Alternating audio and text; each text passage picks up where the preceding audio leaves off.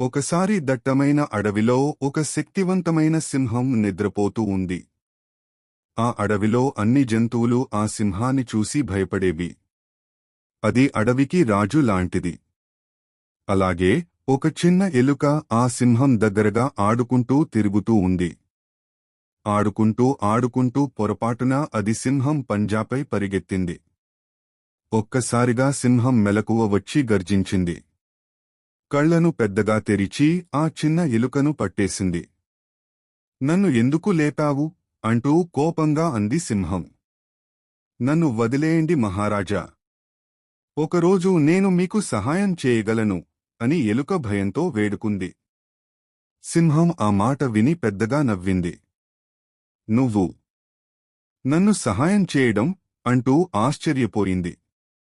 అయినా దయతో ఆ ఎలుకను వదిలేసింది. కొన్ని రోజుల తర్వాత అదే సింహం అడవిలో తిరుగుతూ ఉండగా ఒక వేటగాడు వేసిన వలలో చిక్కుకుంది.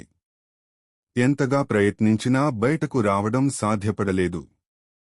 అది బలంగా గర్జిస్తూ సహాయం కోరింది. ఆ అరుపులు ఆ చిన్న ఎలుక విని వెంటనే అక్కడికి వచ్చింది. సింహం పరిస్థితి చూసి వెంటనే తన చిన్న పళ్లతో వల తాడులను కొరికి తెంచింది.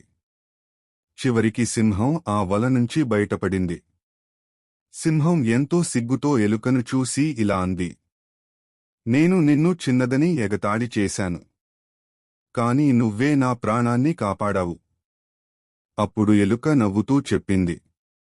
పెద్దవాడైనా చిన్నవాడైనా సమయం వచ్చినప్పుడు ప్రతి ఒక్కరూ ఉపయోగపడతారు. నీతి: చేసిన మంచి పని ఎప్పుడూ వృధా కాదు, అది చిన్నదైనా సరే. ఇలాంటి మరిన్ని వీడియోస్ కోసం మా ఛానల్ని సబ్స్క్రైబ్ చేయండి.